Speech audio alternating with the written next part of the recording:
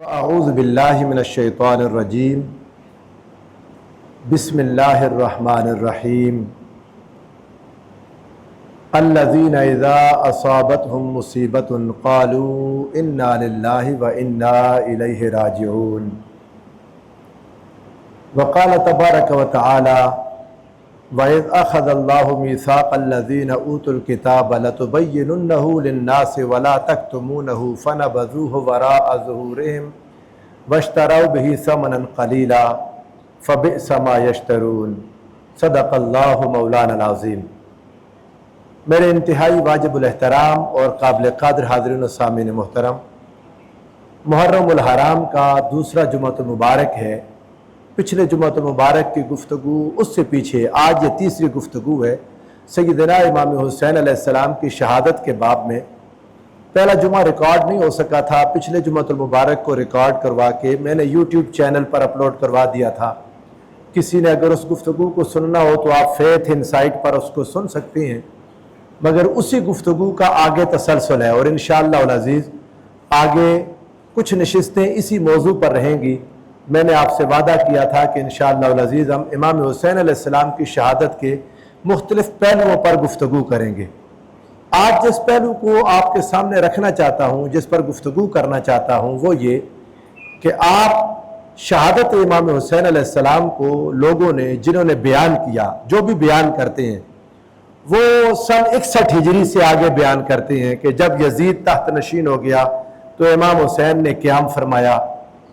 وہاں سے بات کلیئر نہیں ہوتی۔ اتنا بڑا حادثہ ہوا ہے، اس کے پیچھے گراؤنڈز ہیں، اس کے پیچھے وجوہات ہیں۔ یہ اتنا بڑا حادثہ کیسے ہو گیا کہ رسول اللہ کے وفات پانے کے صرف 50 سال بعد حضور کا بچہ اتنا سستا ہو گیا، حضور کا خون کہ اسے صحرا میں بہا دیا گیا۔ حضور علیہ السلام کے اہل بیت اطہار کی بات نہیں مانی گئی، حضور کے بچوں کے ساتھ اتنا ظلم کہ چھوٹے چھوٹے معصوم بچے شہید کر دیے گئے۔ یہ اتنا بڑا حادثہ کیسے ہوا؟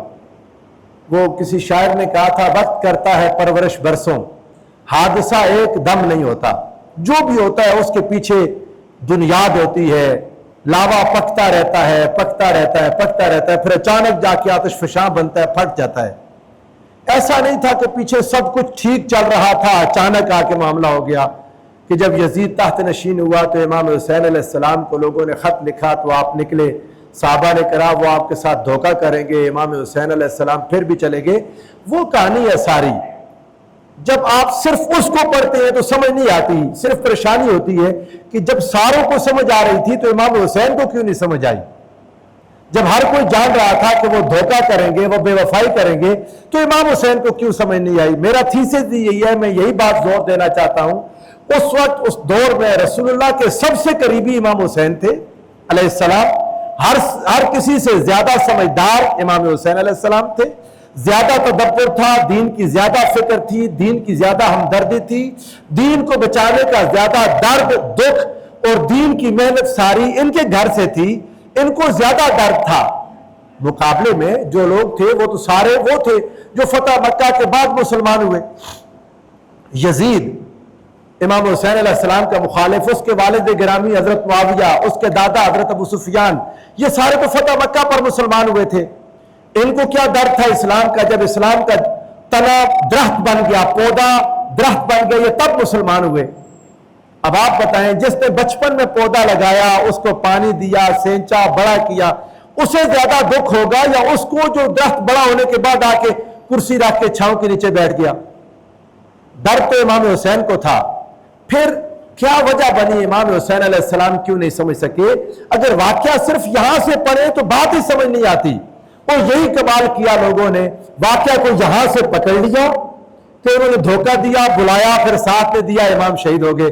کسی واقعے کو خراب کرنا ہو تو مختصر کر کے یوں بیان کر دیں، پھر اس پرچے میں گوئیاں شروع ہو جاتی ہیں، اس پر لوگ گفتگو کرتے ہیں، اپنا اپنا نقطہ نظر بیان کرتے ہیں۔ امام حسین علیہ السلام کی شہادت کی عظمت کو کمزور کر دیا۔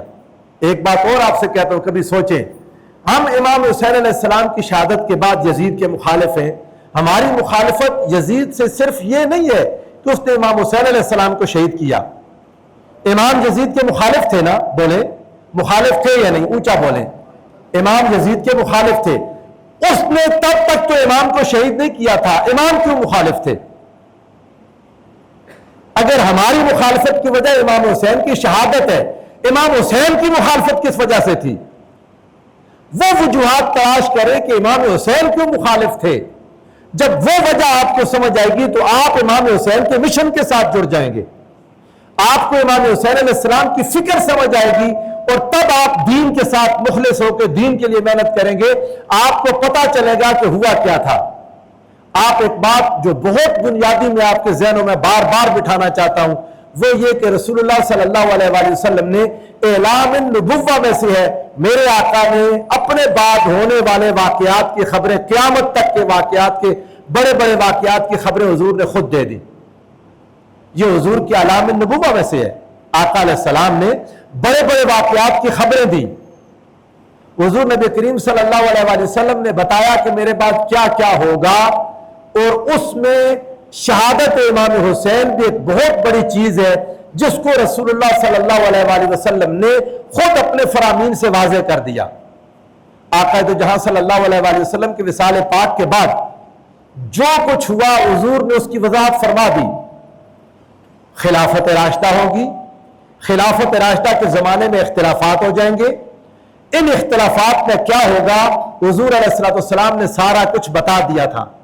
آقا علیہ السلام نے ایسا نہیں چھوڑا کہ بعد میں صحابہ کے لیے مشکل بن جائے، بعد میں صحابہ کرام مشکل میں پڑ جائے، فیصلہ کرے کہ کرنا کیا ہے۔ حضور نے سب کچھ بتا دیا تھا۔ آقا تو جہاں صلی اللہ علیہ وآلہ وسلم پوری گائیڈ لائن دے کر دنیا سے تشریف لے گئے، یہ بات سمجھیں، اور اس کو ذرا آپ نے دیکھنا ہو، ذرا غور کریں۔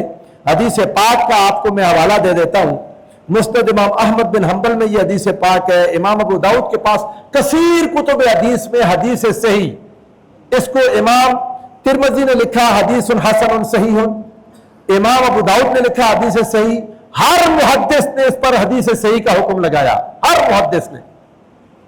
اور اس حدیث کو اگر آپ نے پڑھنا ہو، ایک دو حوالے آپ کو لکھوا دیتا ہوں، آپ ان کو جب پڑھیں گے تو انشاءاللہ العزیز مزید آپ کو ضرورت نہیں رہ جائے گی۔ مسند امام احمد بن حنبل میں حدیث کا نمبر ہے 17,145، 17,145، 17,145 آپ اس حدیث کو پڑھیں۔ امام ابو داؤد کے پاس اسی حدیث کا نمبر ہے 4607، 4607۔ یہ نمبر اس لیے لکھواتا ہوں کہ جو ریکارڈنگ میں میرے فیتھ ان سائٹ یوٹیوب پر اگر کوئی دیکھتا ہے، یا آپ میں سے بات کسی کوئی کھول کے پڑھتا ہے، آپ نہیں ہمارے مرنے کے بعد بھی کوئی آج سے 10 سال بعد بھی پڑھے گا، تو کم از کم اس کے پاس حدیث کا نمبر ہوگا، وہ کھولے گا، وہ دیکھے گا کہ حدیث اپنے نمبر میں موجود ہے۔ فیصلہ رسول اللہ صلی اللہ علیہ وآلہ وسلم نے خود فرما دیا۔ اور جب ان حدیثوں کو آپ پڑھیں تو آپ کو ایک بات آپ کے ذہن میں اور ہر وقت رہنی چاہیے، احادیث جس دور میں لکھی گئیں مشکل تھا، واقعہ کربلا یا اس سے متعلقہ چیزوں کا کتب میں جگہ پا لینا مشکل تھا۔ امام حسین علیہ السلام کے مضمون سے متعلق چیزیں، آپ کی فضیلت آ گئی کتب حدیث میں، آپ کے فضائل کا بیان ہو گیا، مگر آپ آج بھی جو لوگ ہم سے دلائل مانگتے ہیں جی کہ آپ واقعہ کربلا کی دلیل دیں، بخاری میں دیں، مسلم میں دیں، ترمذی سے، ابن ماجہ سے، ابو داؤد سے، میں ہر ایک سے کہتا ہوں اتنا بڑا واقعہ ہو گیا۔ محدثین نے حدیث نقل کر دی کہ امام حسین علیہ السلام کا سر ابن زیاد کے پاس آیا گیا، یہ تو حدیث صحیح ہے نا، اس کو بخاری نے بھی نقل کر دیا، اس کو امام ترمذی نے بھی نقل کر دیا، بات 100% درست ہے۔ امام حسین علیہ السلام کا سر انور کاٹا گیا، بازاروں میں پھرایا گیا، ابن زیاد کے سامنے اس کے دربار میں لایا گیا، یہ حدیث امام بخاری امام ترمذی دونوں نے نقل کر دی۔ واقعہ ہوا ہے، بات کلیئر ہو گئی۔ اس واقعے کی تفصیلات کہاں ہیں؟ بات سمجھ رہی ہیں؟ کیوں نہیں ہے؟ اگر نہیں ہے تو بات خود سمجھ جائے۔ اس زمانے کی اسٹیبلشمنٹ، اس زمانے کی سوچ، فکر، حکومت، طاقتور حلقے وہ نہیں چاہتے تھے، انہوں نے نہیں آنے دیا۔ آپ آج کے زمانے میں دیکھ لیں، میں بار بار یہ بات کہتا ہوں، جس کو وہ نہیں آنے دینا چاہتے اس کا نام، اس کا بیان، اس کی چیزیں ٹی وی سے ختم کر دیتے ہیں۔ یہ چیز اپنے ذہن میں رکھیں، اس کے باوجود جو کچھ مل جائے، اس کے باوجود جو کوئی دلیل ہاتھ میں آ جائے، وہ کوئی چھوٹی بات نہیں ہے، بہت بڑی بات ہے۔ اس تھوڑے کو زیادہ سمجھے۔ محدثین کے لیے مشکل تھا، اللہ ان پر رحم کرے، اس کے باوجود انہوں نے چیزیں ہم تک پہنچا دی۔ اب اگر کوئی اپنی آنکھیں خود نہ کھولے، بند کر کے مزے کرتا رہے تو اس کا کوئی علاج نہیں ہے۔ یہ حدیث پاک کو میں آپ کو سنانے لگا ہوں۔ حضور سرور عالم صلی اللہ علیہ وآلہ وسلم نے بتا دیا تھا کہ میرے بعد کیا ہوگا، مشکلات ہوں گی۔ آقا دو جہاں صلی اللہ علیہ وآلہ وسلم اپنے وصال پاک سے کچھ دن پہلے غزوہ احد کے شہداء کی قبروں پر گئے۔ میرے آقا احد کے شہداء کی قبروں پر حضور تشریف لے گئے، اور وہاں پر آقا علیہ السلام نے طویل دعا فرمائی، لمبی دعا کی۔ آقا علیہ السلام نے بہت دعا کی۔ میرے آقا جانتے تھے کہ یہ میری ان سے اس دنیا میں آخری ملاقات ہے۔ آقا علیہ السلام نے اس کے بعد گفتگو کی، حدیث میں آتا ہے آنکھیں برسنے لگیں، دل لرزنے لگے، اتنی لمبی طویل درد والی گفتگو تھی۔ حضور سرور عالم صلی اللہ علیہ وآلہ وسلم نے ان باتوں کے بعد فرمایا ان منکم، میں لوگوں میں تم سے پہلے اس دنیا سے جانے لگا ہوں، میں تم سے پہلے اس دنیا سے جانے لگا ہوں، تمہاری میری ملاقات اب حوض کوثر پر ہوگی۔ اب رسول اللہ کی زندگی کا یہ آخری واقعات میں سے ہے۔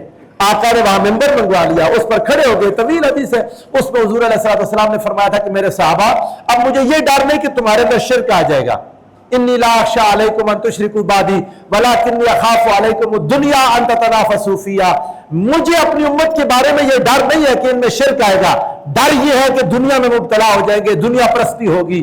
اور وہی ہوا، حضور کے بعد امت میں شرک تو غالب نہیں آیا، لیکن دنیا کی محبت ضرور غالب آ گئی، دنیا کی محبت غالب آئی۔ آقا علیہ السلام نے فرمایا انہ من یعش بعدی فسیری اختلافا کثیرا، تم میں سے جو میرے بعد زندہ رہے گا، یہ بات صحابہ سے کہہ رہے ہیں، یہ بات صحابہ کے لیے ہے، تم میں سے جو میرے بعد زندہ رہے گا فسیری اختلافا کثیرا، بڑے اختلافات دیکھے گا۔ حضور علیہ السلام نے ویسے چھوڑ دیا، کسی کے اجتہاد اور کسی کو خود سے غور کرنا اور اجتہاد، یاد رکھیں اجتہاد تب ہوتا ہے جب قرآن اور سنت خاموش ہوں۔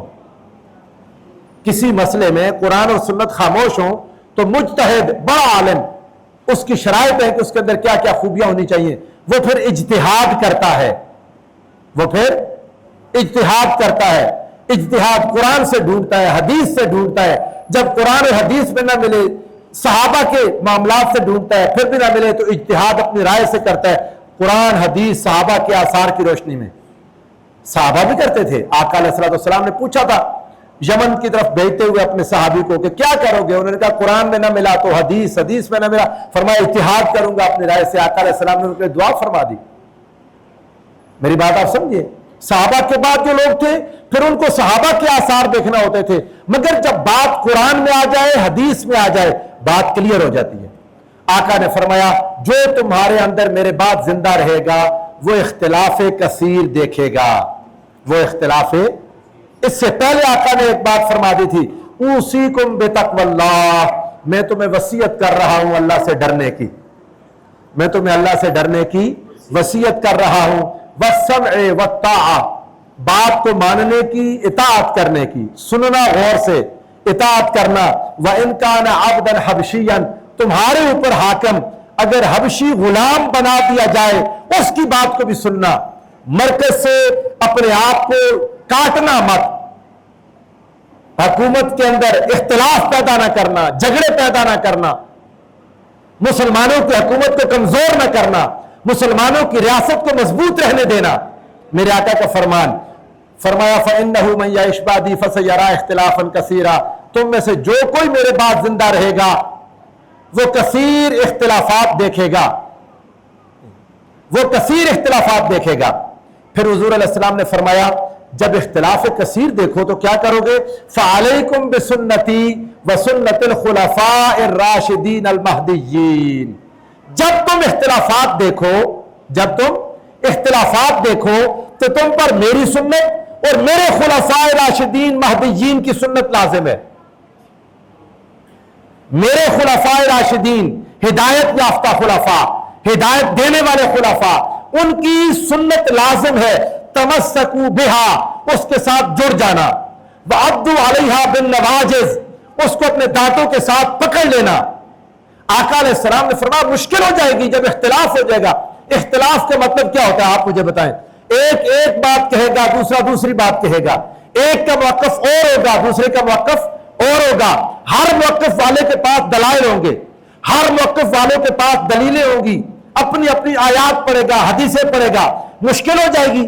جب مشکل ہو جائے تو تمہارے لیے راستہ کیا ہے؟ میری سنت کو پکڑنا۔ آقا آپ کی سنت پر ہی تو اختلاف ہوگا۔ فرمایا وسنت الخلفاء الراشدین المہدیین، جو میرے خلفاء راشدین ہوں گے ان کی سنت کو پکڑ لینا، دانتوں سے پکڑنا، خلفاء راشدین سے اختلاف نہ کرنا، خلفاء راشدین کی مخالفت نہ کرنا۔ پھر آقا نے پیچھے جو میں الفاظ گن چکا ہوں، حضور یہاں تک چاہتے تھے اگر حبشی غلام بھی آ جائے تو اس کی مخالفت نہیں کرنی۔ وَإِيَّاكُمْ وَمُحْدَثَاتِ الْأُمُورِ، اور نئی نئی باتوں میں نہ پڑ جانا، جو خلفاء راشدین کہیں وہ کرو۔ فَإِنَّ كُلَّ مُحْدَثَةٍ بِدْعَةٌ وَكُلُّ بِدْعَةٍ ضَلَالَةٌ وَكُلُّ ضَلَالَةٍ فِي النَّارِ، ہر نئی بات بدعت ہوگی، ہر بدعت ضلالت اور گمراہی ہوگی، اور ہر گمراہی تمہیں جہنم میں لے جائے گی۔ یہ کون سے محدثات الامور؟ جو صحابہ خلفاء راشدین کے راستے سے ہٹی ہوئی بات ہوگی، جو خلفاء راشدین کے راستے سے بولیے ہٹی ہوئی بات ہوگی۔ بعد میں لوگوں نے اپنی مرضی کی اس حدیث کو لے کے اذان سے پہلے اور بعد کے صلاۃ و سلام پر لگا دیا، نماز کے بعد کے ذکر پر لگا دیا، ان چھوٹی چھوٹی باتوں میں جھگڑے کرنے کے لیے اس حدیث پاک کو لے آئے۔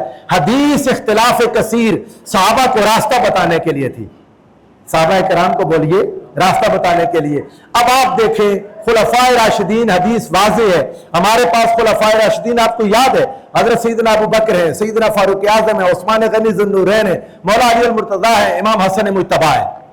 یہ خلافت راشدہ ہے۔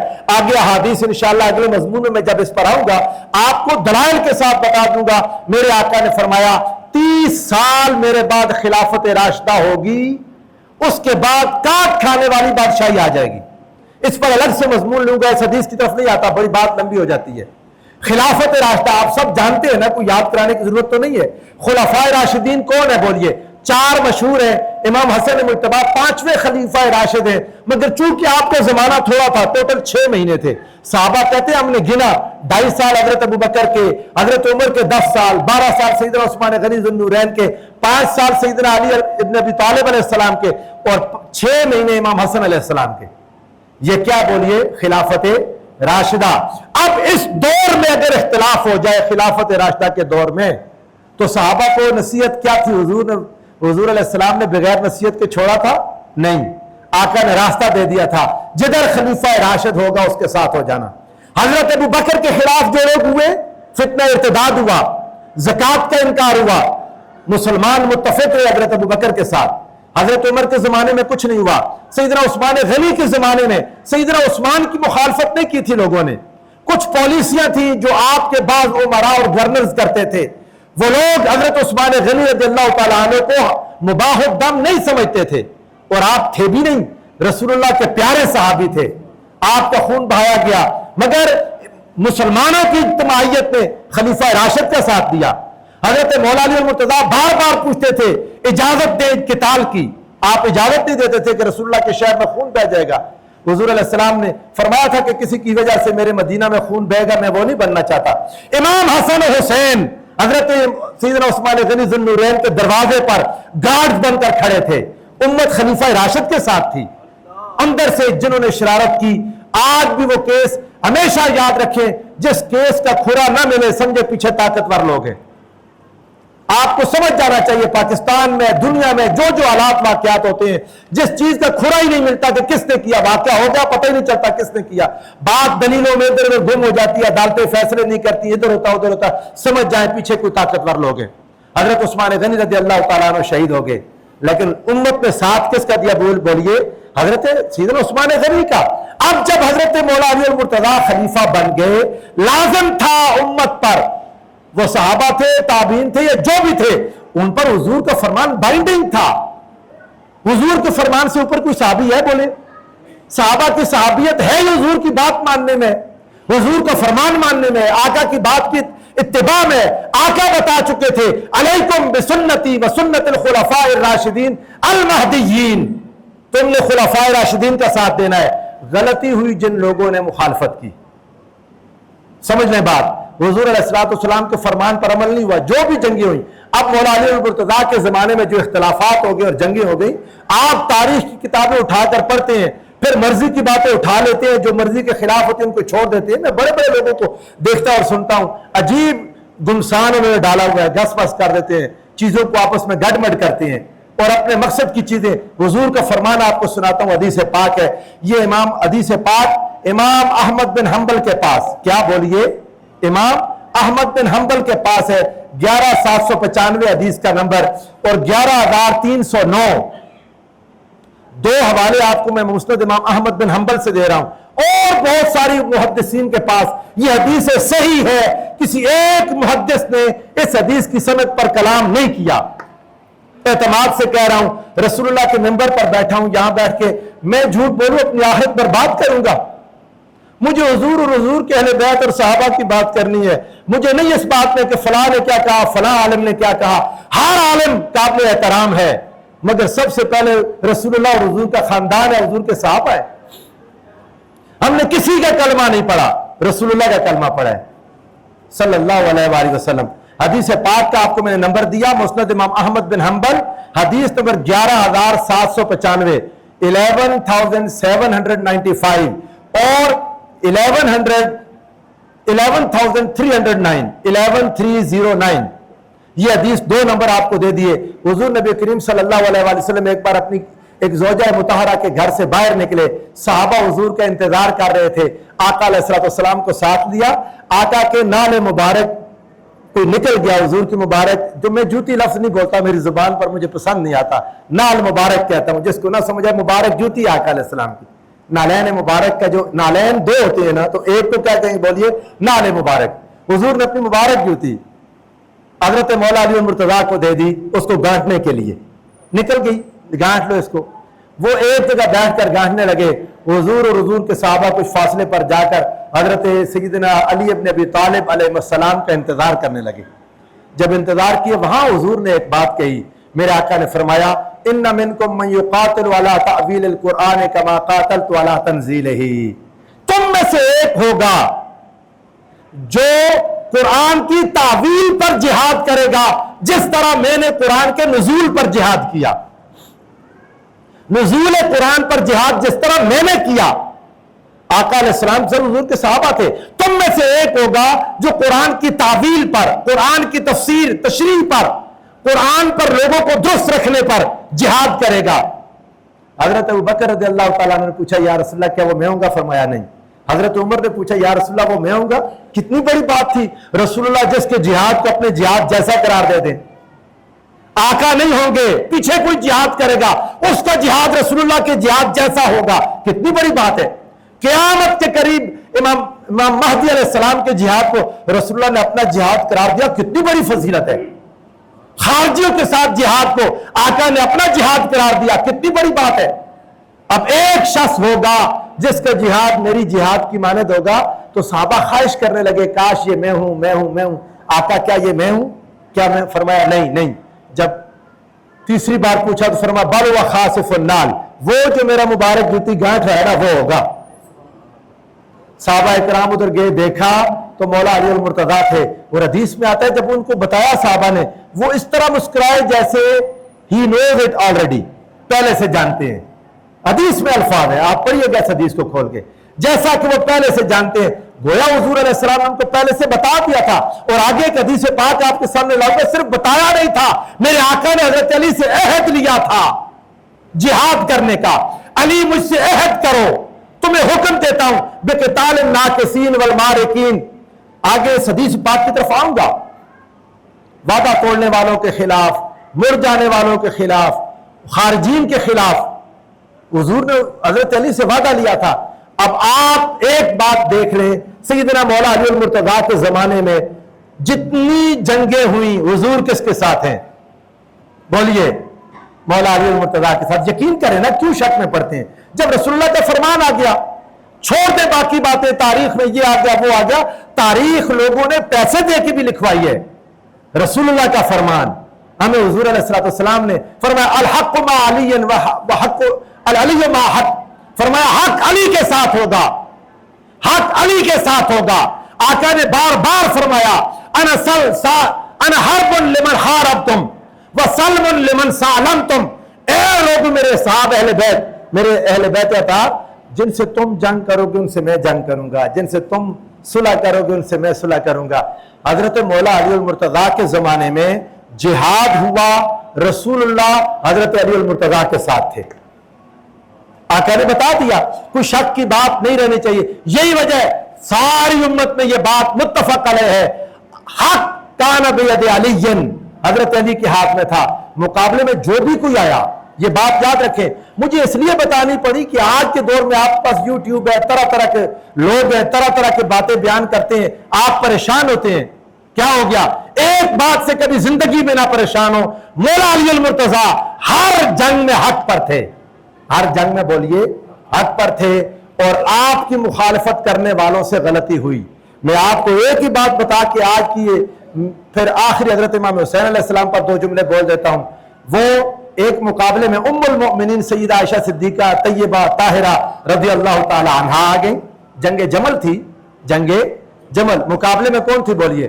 ام المؤمنین، بولے اونچا بولے نا، ام المؤمنین سیدہ عائشہ صدیقہ طیبہ طاہرہ، جن کی صفائی، جن کی طہارت، جن کی پاکیزگی خود اللہ کا قرآن دیتا ہے، ہماری ماں ہے، مقابل آ گئی۔ اب ان سے بڑا تو کوئی نہیں نا، بولیں ان سے بڑا بعد میں کوئی ہو، مغیرہ بن شعبہ ہو، عمرو بن العاص ہو، معاویہ ہو، کوئی بھی ہو، ام المومنین سے بڑا کوئی ہو سکتا ہے؟ بولیں نہیں ہو سکتا۔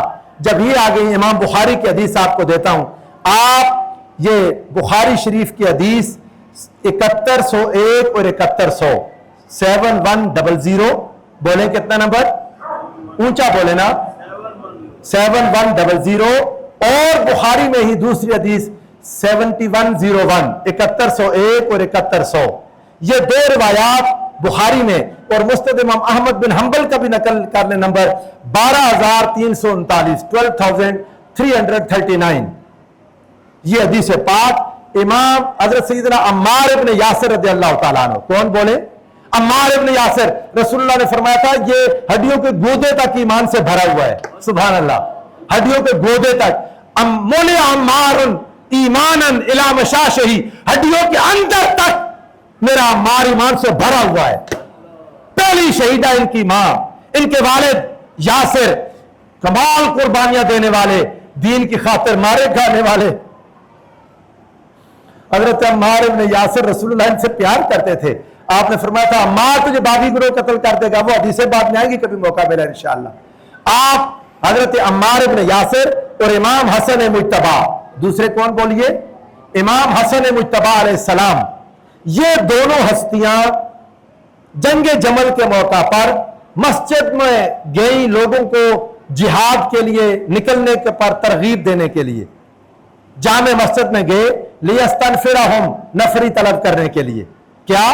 نفری طلب کرنے کے لیے۔ حدیث پاک کے الفاظ ہیں، امام حسن مجتبی پچھلی سیڑھی پر کھڑے ممبر کی، اگلی سیڑھی پر کھڑے حضرت عمار ابن یاسر، حضرت عمار ابن یاسر، اور لوگوں سے خطاب کر رہے ہیں۔ مشکل مرحلہ ہے نا، بولے مشکل ہے یا نہیں؟ بولے ایک طرف ام المومنین ہے، ایک طرف مولا علی المرتضیٰ ہے، ہر کوئی پریشان ہے۔ بعد والی جنگوں میں تو مشکل ہی نہیں فیصلہ کرنا، وہ تو لقار اور مولا علی المرتضیٰ مقابلہ ہی کوئی نہیں، مقابلہ تو یہاں تھا، پریشانی یہاں تھی، مشکل یہاں تھی۔ ایک طرف رسول اللہ کی پیاری زوجہ، جن سے رسول اللہ آخر تک محبت فرماتے رہے، حضور نے آخر میں جو اپنے منہ میں مسواک ڈالی، ام المومنین نے اپنے دانتوں میں نرم کر کے دی تھی۔ رسول اللہ جب وصال فرمایا ام المومنین کی، گود میں آپ کا سر انور تھا۔ یہ ہستی اب تھوڑا درجہ، بولے سبحان اللہ، حضور کی پیاری بھی ہے، ہر کوئی جانتا ہے، مگر آقا ان کو بھی بتا چکے تھے۔ ایک بار حضور نے اپنے ازواج سے کہا تھا، کون ہوگی تم میں سے جس پر حوض کے کتے بھونکیں گے؟ آقا نے ناپسندیدگی کی تھی۔ وہ ام المومنین جب راستے میں پہنچی، حوض کے کتے بھونکے، ڈر گئیں، ان کا اور رسول اللہ نے مجھے بتایا تھا واپس لے چلو مجھے۔ حضرت زبیر کہنے لگے نہیں نہیں، آپ تو صلح کرانے جا رہی ہیں، آپ میدان میں چلی گئی، جنگ ہوگی، کبھی انشاءاللہ تفصیل اس کی بیان کروں گا۔ حضرت عمار بن یاسر کیا کہہ رہے ہیں؟ حضرت عمار بن یاسر نے کہا لوگو انی لأعلم انہا زوجته فی الدنیا والآخرہ، میں جانتا ہوں ام المومنین رسول اللہ کی زوجہ ہیں، دنیا میں بھی آخرت میں بھی۔ رسول اللہ کے وصال کے بعد بھی ان سے نکاح حرام ہے حضور کے ازواج سے. دنیا اور آخرت میں رسول اللہ کی زوجہ ہے. وَلَٰكِنَّ اللَّهَ ابْتَلَاكُمْ, اللہ نے تمہیں امتحان میں ڈالا ہے. صحابہ پر امتحان آتے رہے تھے. ایک طرف کعبہ تھا, ایک طرف رسول اللہ کا رخ تھا. حضور کے وصال کے وقت حضرت ابو بکر نماز پڑھا رہے تھے, امتحان آیا تھا, ادھر مصطفیٰ کو دیکھیں یہ کعبہ کی طرف رہے. صحابہ تب کامیاب ہوئے. پھر امتحان آیا تھا جب قبلہ تبدیل ہوا تھا, تحویل قبلہ, آقا نماز پڑھاتے ہوئے مڑ گئے. اب صحابہ کو پتہ نہیں کیا کریں, امتحان تھا, صحابہ اس امتحان میں پورے ہوئے. اب انتہائی مشکل امتحان, رسول اللہ خود موجود نہیں ہے. آئے ہائے ہائے, رسول اللہ خود موجود نہیں ہے, مگر آقا بتا کے تو جا چکے ہیں صحابہ کو. اب حضور علیہ السلام کی صحابی حضرت عمار, پہلے دن سے رسول اللہ کے ساتھ رہنے والے, انہوں نے کہا کہ میں جانتا ہوں آپ دنیا اور آخرت میں رسول اللہ کی زوجہ ہیں, دنیا اور آخرت میں لزوجۃ رسول اللہ, لیکن اللہ نے تمہیں آزمایا ہے. ام تتبعونہ ام ایہا, اللہ آزمانا چاہتا ہے کہ آپ لوگ اللہ کی اتباع کریں گے یا سیدہ ام المومنین کی کریں گے. یہ حدیث پاک اٹھا کر پڑھیے گا, 7100 بخاری میں 7101. آپ لوگ اتباع ام المومنین کی کرنا چاہتے ہیں یا اللہ کی؟ اس وقت اللہ کی اتباع کیا تھی؟ وہ جو خلیفہ راشد کی اتباع تھی. خلیفہ راشد کی اتباع مصطفیٰ کی اتباع تھی, مصطفیٰ کی اتباع خدا کی اتباع تھی. خلیفہ راشد کون تھے بولیں؟ مولا علی المرتضیٰ. تو اسی وجہ سے ام المومنین ساری عمر روتی بھی رہی, ساری عمر روتی تھی. جب کبھی جمل کو یاد کرتی روتی تھی, اور زندگی ساری مولا علی المرتضیٰ نے ام المومنین کا احترام نہیں چھوڑا. ام المومنین کا بولے, آج مولا علی کا نام لے کر ام المومنین کے خلاف باتیں کرنے والے ایمان کی لذت سے محروم ہیں. علی احترام کرتے تھے, انہیں پتا تھا رسول اللہ کی محبوبہ ہے, مگر انہیں ہر وقت یاد تھا مجھ سے غلطی ہو گئی, خطا حق پر مولا علی تھے. لوگوں یہی باتیں, وقت کرتا ہے پرورش برسوں, حادثہ ایک دم نہیں ہوتا, حالات بدل گئے. انشاءاللہ اس مضمون کو یہاں سے آگے شروع کروں گا. کچھ لوگ رسول اللہ کے خلافت راشدہ کو ختم کرنا چاہتے تھے. حضور نے ایک نیا نظام حکومت عطا کیا تھا, اس نظام کو بچانے کے لیے حسین میدان میں آ گئے. جب کوئی نہیں بول سکا, محمد ابن حنفیہ نے کہا بھائی جان آپ قتل ہو جائیں گے, آپ کے ساتھ بندے نہیں ہیں, پوری ریاست اتنی بڑی ایک طرف کھڑی ہو گئی ہے, آپ کو مار دیا جائے گا, بچوں کو شہید کر دیا جائے گا, قتل کر دیا جائے گا, قید کر دیا جائے گا. پتہ ہے امام نے کیا کہا؟ فرمایا شاء اللہ وَيَرَانِ قَتِيلًا وَالنِّسَاءُ سَبَايًا, اللہ چاہتا ہے میں شہید ہو جاؤں, میری عورتیں قیدی ہو جائیں. ان ظالموں کا مقابلہ اور طریقے سے ممکن نہیں ہے. جب میرا خون بہہ جائے گا, جب میری بیویاں قید ہوں گی, دنیا دیکھے گی, نفرت پھیلے گی, وہ نفرت اسلام کو بچا لے گی. ان لوگوں سے نفرت لازم تھی, ان لوگوں سے نفرت لازم تھی, ان سے نفرت لازم تھی. لوگوں کو سمجھ ہی نہ آتی. اگر امام حسین کھڑے نہ ہوتے, اگر امام حسین علیہ السلام کھڑے نہ ہوتے, دنیا کو سمجھ ہی نہ آتی کہ کیا ہوا. امام حسین نے قربانی دے کے رسول اللہ کا دین بچا لیا. دین افت حسین, دین پناہ افت حسین. اس سے یہ ہوا نفرت پھیل گئی, پورا مدینہ مخالف ہو گیا, مکہ مخالف ہو گیا, پوری ریاست میں جا بجا رسول اللہ کا بیٹا مار دیا. وہ ظالم, رسول اللہ کا بیٹا جو رسول اللہ کی روشنی تھا, رسول اللہ کی خوشبو تھا, مصطفیٰ کے دل کا چین تھا, مصطفیٰ کی راحت تھی, مصطفیٰ کا پیارا تھا, مصطفیٰ کا محبوب تھا, ظالموں سے مار دیا. لوگ محارف ہو گئے. یزید کو پھر یہاں پر رکنا نہیں پڑا. آج جو لوگ یزید کے بارے میں حمایت کرتے ہیں, بدبختی ہے یہ یزید کے لیے نرم گوشہ نہ رکھیں. یزید نے امام حسین علیہ السلام کو شہید کروایا. دلیل کیا ہے؟ جتنے لوگ میدان میں امام کے خلاف تھے ان کو نوازا, ان کو بولیے, انہیں ترقیاں دی, انہیں عہدے دیے. اگر آرڈر نہ دیا ہوتا ہے اتنے بڑے کام کا, وہ تو آگے آپ کو بتاؤں گا, وہ بدبخت تو پڑتا تھا. میں نے بدر والوں کا بدلہ لے لیا. مولا علی المرتضیٰ کے ساتھ دشمنی کیا تھی؟ علی نے 24 آدمی میدان بدر میں اکیلے مار ڈالے. 24 آدمی, ان میں یزید کا چچا بھی تھا, یزید کا نانا بھی تھا, یزید کے بڑے بڑے, حضرت معاویہ کا بھائی مارا گیا, ان کا سسر مارا گیا, بڑے بڑے لوگ قتل ہو گئے. ابو سفیان کے بھائی لوگ, یہ سارے, اس کے دل میں دکھ تھا, رنج تھا, کلک تھا. اس نے کہا تھا کاش میرے بڑے آج ہوتے, آج ہوتے وہ دیکھتے میں نے ان کا بدلہ لے لیا۔ وہ مسلمان نہیں تھا، اس نے اسلام کا لبادہ اوڑھا ہوا تھا، پھر اس نے مدینہ مصطفیٰ پر حملہ کروایا، پھر جب کعبہ پر حملہ کروایا اس دوران میں مر گیا۔ میں واقعہ ہررا کو الگ سے دوں گا۔ مدینہ میں خدا کی قسم رسول اللہ کی شہر میں ایک ایک صحابی کو قتل کر دیا، کوئی صحابی جو نظر آتا تھا قتل کرتے تھے، مارتے تھے۔ مدینہ کی بچیوں، 1000 بچیوں کے ساتھ برائی کر ڈالی۔ حافظ ابن کثیر نے کسی ایک ہمارے امام نے اس کا انکار نہیں کیا، مدینہ کو تاحت و تاراج کر دیا۔ رسول اللہ کی مسجد میں گھوڑے باندھ دیے، لید کرتے تھے۔ سعید بن مسیب کہتا خدا کی قسم حضور کی قبر سے اذان کی آواز آتی تھی، میں ممبر کے نیچے چھپا ہوا تھا، کسی نے کہا یہ دیوانہ ہے اسے چھوڑ دو، کہتے ہیں میں نمازیں پڑھتا تھا حضور کی قبر سے آواز آتی تھی، پتہ 3 دن تک مدینہ برباد کر کے رکھ دیا۔ حافظ ابن حجر کہتے ہیں اللہ ہی جانتا ہے کتنے قتل ہوئے، اس کا کسی کو پتہ نہیں ہے، خون بہتا تھا مدینہ کی گلیوں میں۔ کوئی مسلمان یہ کر سکتا ہے؟ عجیب لوگ کہتے ہیں جی پتہ نہیں مسلمان ہوگا، کس کو نہیں پتا مسلمان؟ وہ کوئی عربی کا فارسی کا ایک شعر ہے، مجھے یاد نہیں لیکن معنی اس کا یہ ہے، اس نے کہا کہ شاید یزید پر لعنت کرنے کیا پتہ مسلمان ہو تو گناہ نہ ہو جائے، ہو سکتا اللہ نے یزید کو معاف کر دیا ہو۔ وہ شاعر کہتا ہے اگر اللہ نے یزید کو رسول اللہ کے بیٹوں کو شہید کر کے بھی معاف کر دیا، مدینہ پر حملہ کر کے بھی اگر میں نے معاف کر دیا نا، تو میرا یزید پر لعنت کرنے کا گناہ بھی معاف ہو جائے گا، مجھے نہیں پرواہ۔ یہ کون سا بڑا گناہ ہے؟ یزید لعنتی تھا، یزید کافر تھا، اسے مسلمانوں کا کوئی دکھ نہیں تھا رسول اللہ کے دین کا۔ اس کے ساتھ جو کچھ ہوا انشاءاللہ بیان کروں گا، مگر سمجھے حضور نے سب کچھ بتا دیا تھا، کسی کی مرضی پر نہیں چھوڑا۔ وما علیہ الا البلاغ۔